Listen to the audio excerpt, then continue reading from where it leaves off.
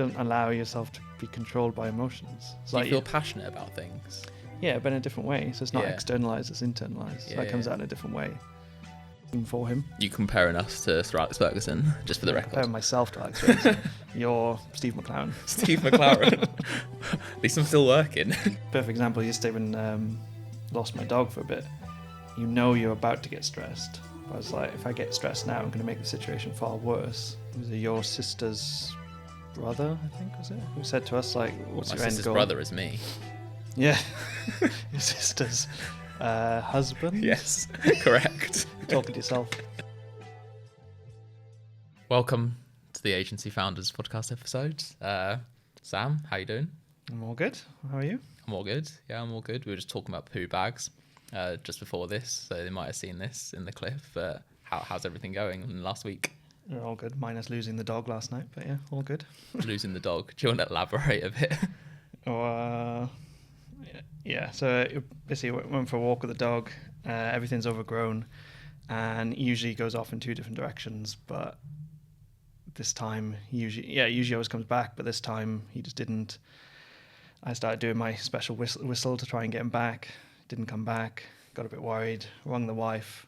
She got a bit worried, and then she came out the front door, and there he was. He walked himself back from the park, back home. I would say, do you want to do your special whistle for everyone listening? But I'm not sure that would sound quite good for people's AirPods if they're listening. Probably a good segue then. I was about to as well. I know, please don't. Right, what are we talking about today?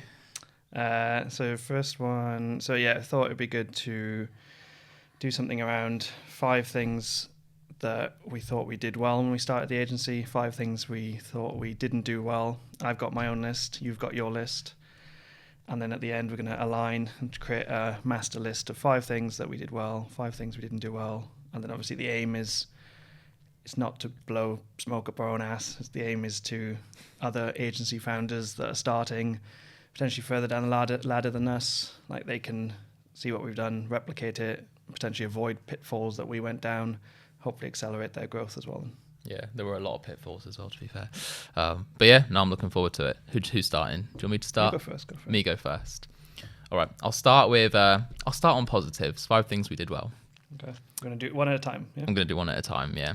My first one that I've got down is process development. I feel like the way me and you I think was pretty clear from day one. We're both very kind of like, we need things written down once we've done it so we know how to do it again for next time. So I feel like just the whole development of processes, prioritizing, getting things down, getting things out of our heads onto paper, that I think we did really well. Yeah, I think that came from that mentality of like, I think it's very rare to set up an agency and from week one want to try and sell it like we did. So like that mentality of within 5 years, we're not going to be here. So literally everything we do, we have to document it because we could essentially just show that to the buying agency then and just be like, look, here's all of our knowledge. This is essentially what you're buying. But yeah, it worked very well from the start. But then obviously as you grow, shit breaks. And then because we had so many processes, they just became unmaintainable then, wasn't it? And then hence why I remember at one point we had like a 4-person ops team maintaining processes because we just had so many of them. Yeah, I agree with that bit. But then equally, I think like that's the beauty of why we did that, because you're just constantly reiterating them, like you're constantly improving them. Like if we didn't have anything, flow would have been even more chaos, and we got to like 30, 40 people. Yeah. That would have been more chaos. So I'd rather things break, people moan about it for a few months, we have a bit of a headache, but then actually we're just improving it rather than starting from scratch.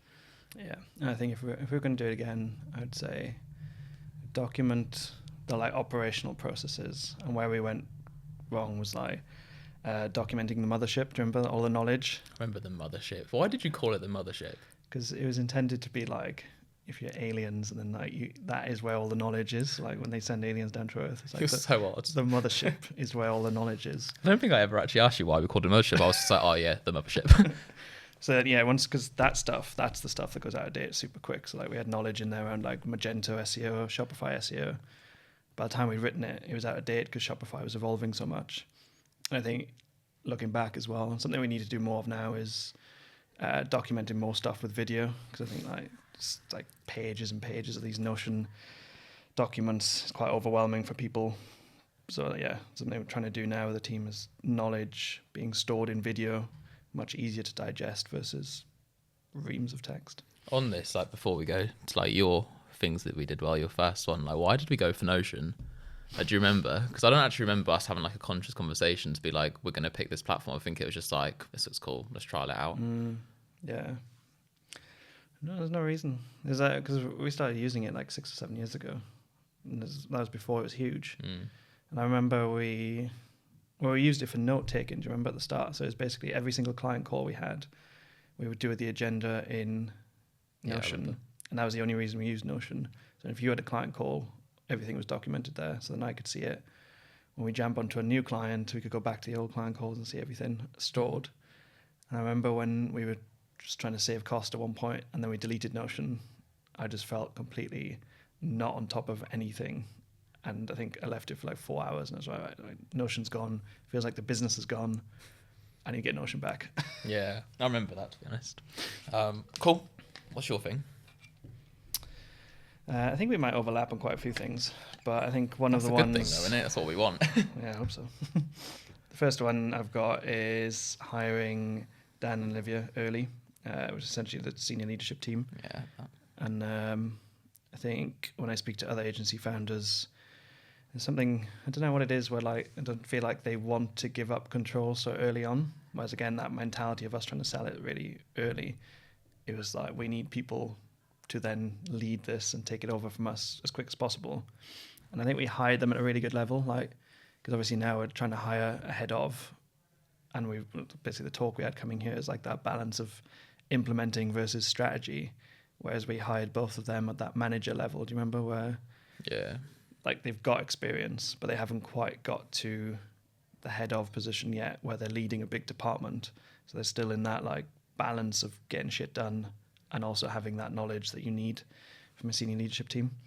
And obviously you need somebody who's been there and going through it all with you, treating the business like your own. And then for us, it's just like, it's like a football analogy, isn't it? You need senior pros to take over, and it's like what Fergie did with Man U. Like you got him doing his shit, and then he had those senior pros in the dressing room.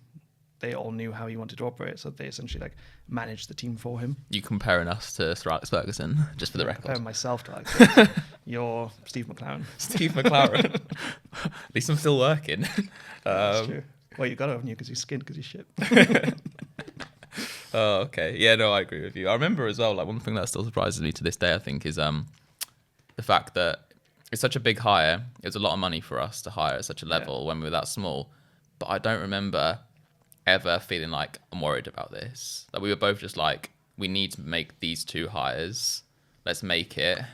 We will be fine. We don't need to forecast the crap out of the next 12 months. So we know if we bring this in, they should pay for themselves anyway, like 3-4 times. So I was just like, yeah, let's do it. And I feel like at that stage, a lot of people overthink it. Like, God, how can I afford like a 45, 50, 60K salary? I'm this small. I'm not even paying myself that as a director. I think for us, it just came like, we're going to have to do this to grow. If we don't do it, we're not going to grow. It's going to be a lifestyle business. And it just seemed like such an easy decision now when I think back to it. Yeah. And time frame wise. So me and you, so you went on the business before me, and then I went on it January 2019. And then we hired them both October of that year. So we essentially had 10 months. And that entire time we were just storing up cash in the bank, do you remember? So it was always like, so if this does mess up, we've got at least 6 to 7 months worth of cash saved up. And we essentially used that to invest in ourselves rather than getting an external investor. So like, we've got this cash, we'll invest it. If sales dries up for 2 to 3 months, we've got this stuff to fall back on. And I think that helped massively with the decision making. Yeah, I agree. Cool. The next one I've got is the exit. I feel like I really for those listening, we went through an employee ownership trust sort of transition. So rather than selling in the typical way where you're acquired by a bigger agency, media company, whatever it is, we went down the route of an EOT. So in the US, if you're listening, I think you've got a very similar thing called an ESOP. But in the UK, it's an EOT. So it's basically an employee ownership trust is established. You've got like 3 or 4, maybe even 5 trustees, typically, that kind of like guard the shares for the team, and then every employee in your business is essentially like a beneficiary of that trust. So essentially everyone in the agency becomes a co-owner, so they're employee owned. We went down that route because we just thought that's a more sustainable solution for us. We didn't want to just get told like you need to leave now on unrealistic targets. We didn't want everything that we've built to be absorbed by another company. We just saw that would just ruin essentially our legacy of the business. So we went down that route, and to this day, obviously there was teething problems for the first year. Obviously we can go into it in another episode perhaps, but obviously like figuring out how do we actually incorporate this culturally in the company. But to this day, I'm super proud that we did it this way, and we've sort of started a trend in the industry that I hope continues in the future as well. So I put that down as something we did well. Yeah, for sure. I completely agree. And it's perfect for what we wanted. I think definitely the catalyst for it. So, like week one when we started full time in the business together, it was your sister's brother, I think, was it, who said to us like, "What's your end goal?" My sister's brother is me. Yeah, your sister's husband. Yes, correct. You're talking to yourself. Yeah. So, they said, "What's your end goal?" And we were essentially just like, "Christ, we haven't really thought about that." And then as soon as we were like, "Well, we want to sell it," put those timeframes in place. And then we did some M&A meetings. Do you remember? I remember. And it just wasn't us. It was very strange. It was like, remember, like we turn up super stressed from like client work, and then they'd be there in their suits, and we were just there now, whatever we're wearing now, going through everything. We were paying them a fortune each month. It's $3,000 a month, I think we were paying them for the size that we were at. And they didn't advise us at the time. We were obviously very small and thought we had something huge, but like they didn't advise us at the time, just being like, just get your head down for 3 years and then come back to us. They're happy to take our money. And I never forget being in, I think it was like session 5, and then they were like, "Oh, so you're actually like platform specialists? You work on Shopify and Magento?" We're like, "Oh yeah, of course. It says it on our front page of our website." So they clearly hadn't done any due diligence into us. They were just going through their like dossier of work to do. So after that, it was just like you're literally adding no value. And then remember when we started hiring people, hearing the story from them around they'd worked at another agency, they had like that family culture of loving life, and then they got bought by a French corporation overnight. The founders left, and then it's the staff picking up all the shit, and cultures literally changed. The entire business has completely changed. Just like it just didn't really sit right setting up our first agency, being all culture focused, all about the people, and then just being like, "All right guys, we're going now, and we've got our millions, and you clean up this mess." Yeah, no, I agree. I still like think back to like that time when we got asked like, "What's your exit? Like, what's the end goal?" I was like, "We've not even started. Like, we've barely put up a website. Why are you asking me?" And I get it now, because you need something to work towards. And like the last thing you want to think about when you're starting a company is what does the end look like. You just want to make it through the first year, 2 years. Most businesses don't even succeed. But I think having that end goal for us was like a bit of a, we didn't know what that end goal looked like. We didn't know what route we were going to go down. Don't even think we knew what an EOT was at the time. But we both kind of knew like, this isn't going to be something we do for 40, 50, 60 years. It's going to be something that is run by a team of people in the future, which means we're going to have to leave at some point. So how do we build this company to make it scalable enough that we're not required at some point? Yeah. And I think that's definitely the mindset. It's not even just a how does the end look, but it's more just what does the end mean for you, which I think, yeah, that stuck with me. Yeah, and anytime I speak to other agency founders about this, and I was like, even if you decide not to sell eventually, it's completely fine. At least you had a goal and you were building towards it, versus like, selling or having a lifestyle business. And then recently somebody messaged me about agency coaching, if you remember, and he was somebody who we were about to work with when we first started the business. So like we'd been going 2 to 3 months. He already had an agency set up, so he wanted to white label us. And then like at the time we didn't have a huge amount of leads, so we were toying with the idea, and then eventually like, no, we're not going to do white labeling. And then fast forward 6 years, he's doing the exact same thing we've built and sold, and then he's asking us for like support. And I was saying to him then, like, "Yeah, what's your end goal?" And he was like, "Oh, I haven't really thought about it." And then he kept like almost like coaching himself, just being like, "Well, maybe that's why I haven't like done much over the last 6 years," and just meandered through. You just become too reactive to whatever comes in, and you're not like actually building towards something. So it's like month to month, lead to lead, client to client. And I think that's just not a healthy way to run a business either. No, Maybe that's another podcast. Lifestyle versus performance. That'll be another episode. There you go. We're literally coming up with episode ideas on the spot.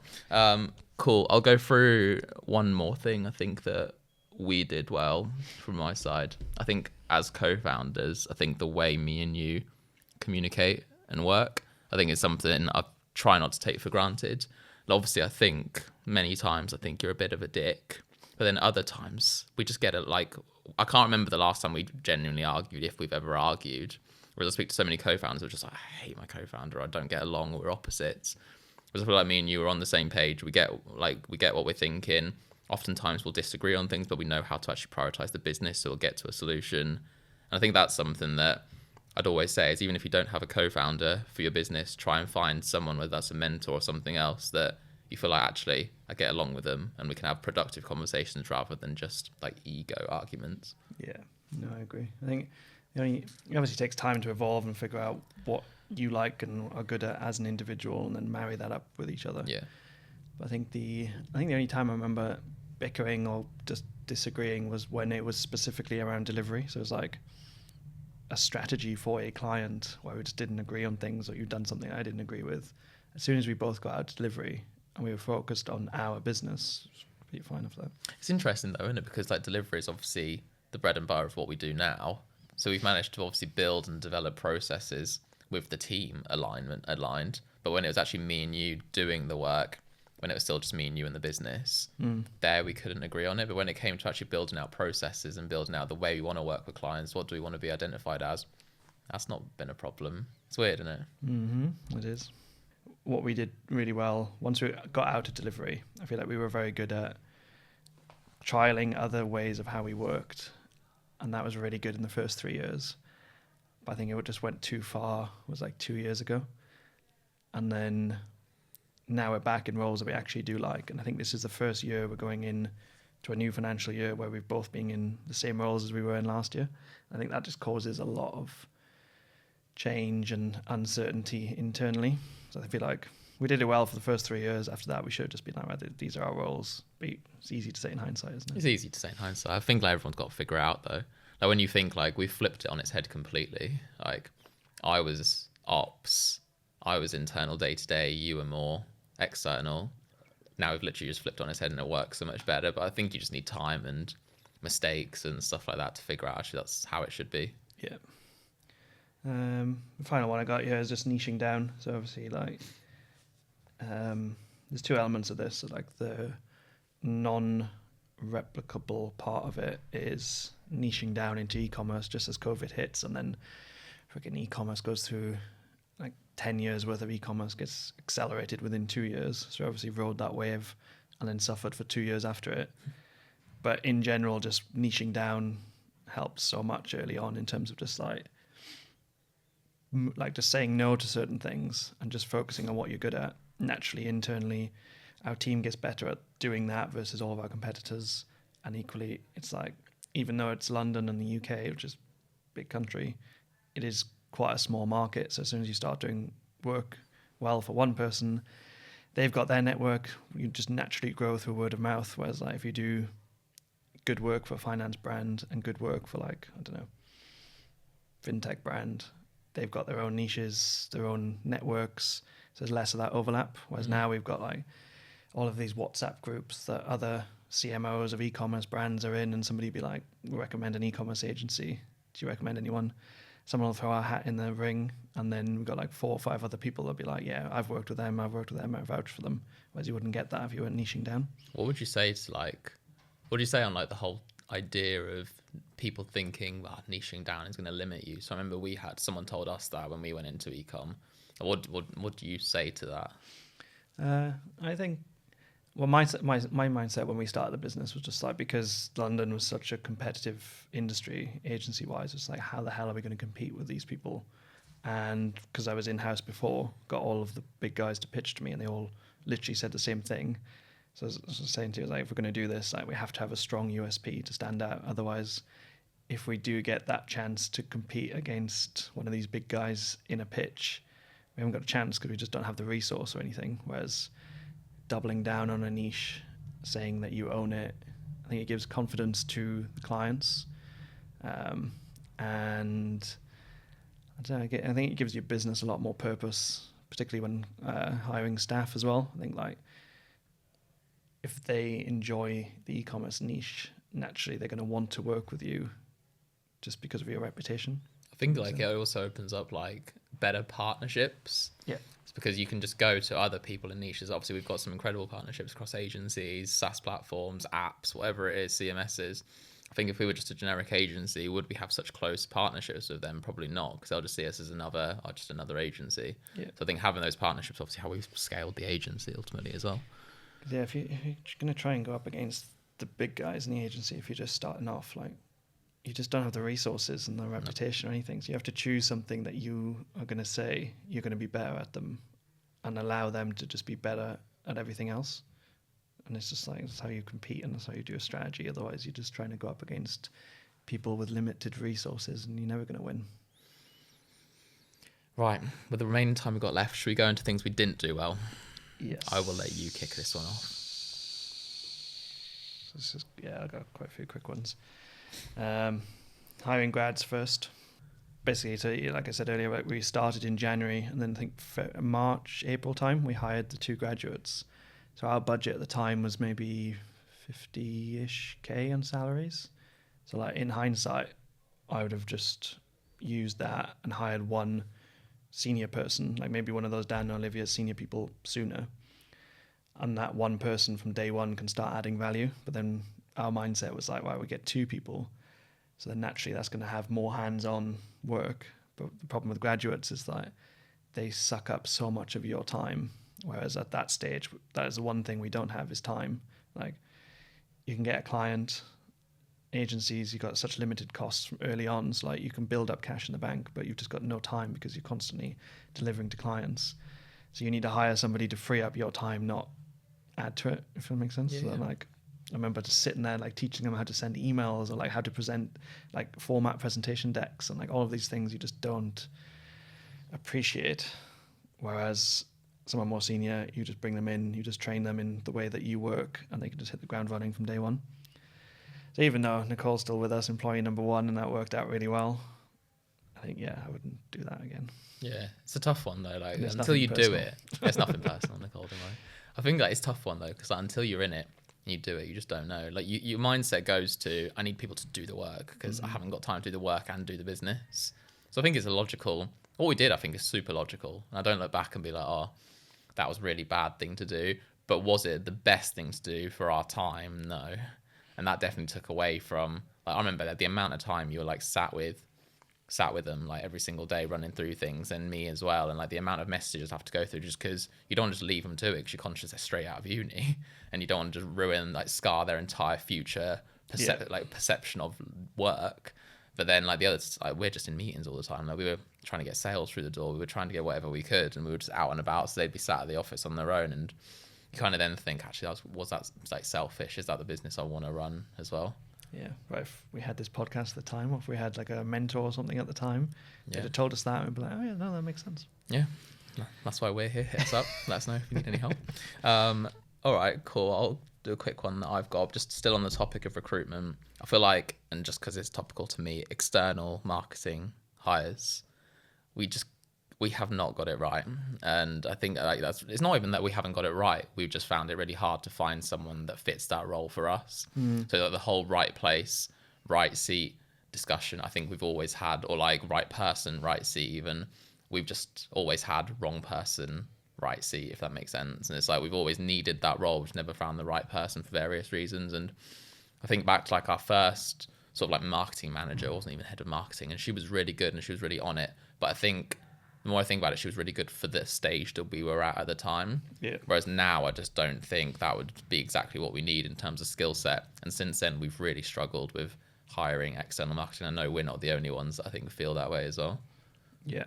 And we toyed around with, as well, haven't we, like a merged kind of like biz dev role of sales and marketing. Whereas like, the sales side, no one can sell the business like a founder. So that's naturally where the founders end up being. So that's what you're doing right now. Whereas, I definitely recommend splitting them out, sales and marketing, because we tried to merge, and it's just 2 very, very different skill sets. Like marketing versus sales is very different, and merging them makes it even harder to find the right candidate. Yeah, we've got quite lucky. Like obviously with marketing, a lot of it has just happened naturally and occurred naturally. But then you kind of get to a stage where we've needed a framework. We've needed so much to work because you just never have had that person, that figure point of, okay, I'm going to run this thing. Like we've kind of had to come up with everything as well. And it's then just culturally, it's not like a priority for the agency because they've never seen a person lead it. So it's like, oh, marketing, like I've got client stuff to get on with. Why would I get involved with that? But if you had someone that was there, they'd be like, oh yeah, of course I want to help that person. So it's just little things like that. I wish we could have got it right sooner. I wish we hired it sooner too. Yeah. I think we got to about 20-ish when we hired. Whereas now, like starting again, I would do it in and around employee number 6 or 7. Just because it frees up your time massively from the nitty gritty things of just uploading a blog, updating the website, formatting decks, like all of that stuff, and even just meeting other partners. Like marketing is creating noise out there, so the more people that you've got doing it frees your time up massively. But even then, like we wouldn't have known about this until we did it, because you wouldn't think, oh, I'm going to hire someone so non-billable when we're just 5-6 people. It just wouldn't go through your head.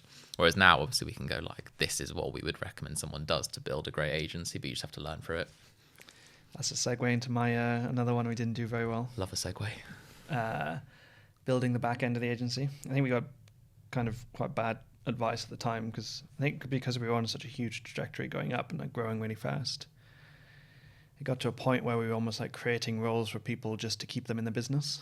Whereas at one point, like I said now, like we had a 4-person operations team, we had a 3-person data team, all of these in the back end of the agency that aren't contributing towards delivery. Like it just blows my mind. So over the last year, some of the back end people have been leaving. We made one role redundant. We even had an in-house recruiter at one point. Remember, like that blows my mind right now. Whereas, yeah, like all of that is just savings and costs, and we haven't replaced any of these roles. So it's just like it's such a waste of. Well, it's just a bad decision, isn't it? It's bad decisions, yeah. I think you need to make them because I remember the logic for all of those things. I look back to those conversations. We're like, the logic makes sense. Like we're planning to hire quite a lot in the next 12 months. Let's just get an internal recruiter rather than spend tens of thousands on recruitment fees, because we were struggling to find people just naturally through LinkedIn, Indeed, and stuff, the right talent. So it made sense. But then when you kind of look back, you're like, oh, why would I hire someone internally? I could just use that somewhere else that actually makes me money, and I'll just pay a recruiter. And recruitment is so like, especially the last 3 years, been so up and down anyway. Like we didn't know if we were going to hire 2 people or 10 people in a certain year. I don't think you can hire someone based on that guesswork. And that's why so many people in startups have so many split roles. Like there's no reason why you can't have an operations person that does part recruitment when you need it. When you don't need to hire, they just don't do recruitment and they do something else in the business. Like there's no need to hire a full-time recruiter, essentially. I agree. And then, another thing that I've got, some things that we didn't do well, the dull admin. I've basically written it down and underlined it. So contracts, website, stuff like that, basically like softwares. I feel like that stuff we just, like contracts, it took us to get to a point where we realised our contracts were really not good in a specific moment to improve the contracts. The website has always been something that I just feel like has been neglected just because we've had to prioritise other things. For like with softwares and stuff, obviously I think every agency does it, but you go for what you like, one user, for example, on a tool which 30-40 people use. Like everyone does it, but then I think these are things that if I could go back again, would I put them in almost like their own bucket of like, this is the dull admin, I want to make sure it's done really well. That's something that is then chipped away at every so often. I think I probably would have done that rather than just, it's done, we'll leave it until there's an issue, if that makes sense. One thing we've never had is personal assistants. No. Would you get one to do some of that dull admin? Me and you're in a unique position where I'd probably get one for the both of us if we could. So I'd almost do it. It's like a PA to the founders, because I do feel like me and you took on so much dull admin. Like there'd be times where it's like, it's getting to like 7:30 in the evening. I've got like 2 contracts I need to write and send. I've got loads of other things to do. The last thing I want to do now is pull together 2 contracts for clients. Like that should be something that is easily managed by someone that just does it. But you don't need a full-time role for that, because we don't need a full-time legal team. So then in that instance, it'd be great to just be like, would you mind just tackling this in the morning? So then I can focus my mind on a pitch I've got tomorrow at 10 a.m. And I feel like, would I hire like, a PA for both of us, for example? Yes, but not for like both, like each of us. Or if I'm like a lone founder, would I get one?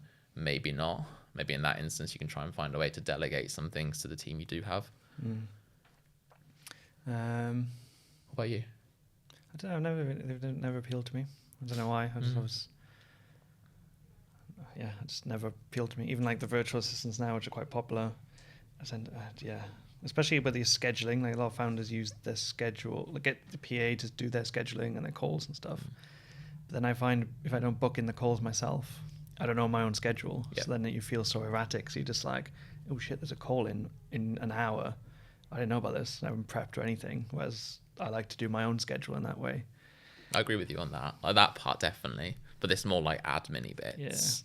Yeah. Like, would it be nice to have an admin-ish assistant or PA, however you want to call it? I think so. Yeah, I think on the legal stuff too as well, like get a lawyer to review your contracts as soon as possible. Yes. Like 6 months in, or as soon as you send your first contract, like you can pay like a startup lawyer firm, a lawyer firm that specializes in startups that we did like £1,000, if that. What, for the contracts? For them to review one of our contracts. Yeah, the contract template, they just reviewed it, came back with suggestions on how to improve it. We just improve it ourselves. So valuable. And get an accountant to do it as well. I think the accountant spotted... The accountant spotted in our employee contracts, wasn't it? Whenever we were doing unlimited holiday. Yeah. So we had that in the employee contract. So then the accountant was like, technically, when they leave, you owe them unlimited holiday. We were just like, fuck me. Yeah, I know. At least, well, we nipped that in the bud very quickly before I think we even hired anyone, so that was fine. But that was a learning as well. I got one personal brands. We didn't do very well on those. I think again it comes to that mindset of selling. So, like when you sell, if you go to like a bigger agency that you're gonna sell to, and then they're asking you where your leads are coming from, and it's like, well, it's me and my personal network and my social media, my Twitter account, your LinkedIn, and they're like, well, what happens when you leave? Like naturally, all of those leads are going to dry up. So our mindset was just always, we can't build this business out of ourselves. We can't build out of our personal brands, etc. Which is the right thing to do if you're going to sell it. But then now, obviously, we've sold it, and it's like, damn, we've just wasted like 5 years not investing more in our personal brands. Especially like you see so many people now starting agencies, and then they take people through that journey and like show them inside, and they build the brands that way. That's something we just didn't do. I wish we did, to be fair. I feel like there was so much that happened in the early days that you'd kind of had to just be there to believe it. And like if we recorded it or just wrote it down or stuff like this, that you could probably write a book out of it. We could have made like something incredible out of it where people are like, oh, actually, I really found this useful. But because we didn't, you kind of didn't just think, oh, did I miss like an opportunity to brand myself as this like cool startup entrepreneur that's running this awesome agency is trying to do something else. It's difficult to balance, I think. Yeah, 'cause even I think I wrote like 6 blogs in maybe like 2 years, and even when I look back at them the other day, because I think they were on my LinkedIn, and I was like, it's actually pretty cool to look back on them. And I think it was like how we onboarded an employee remotely, just as we hired Laura, and that did really well because it was perfectly timed. But yeah, it was just didn't do enough of it, basically. Yep.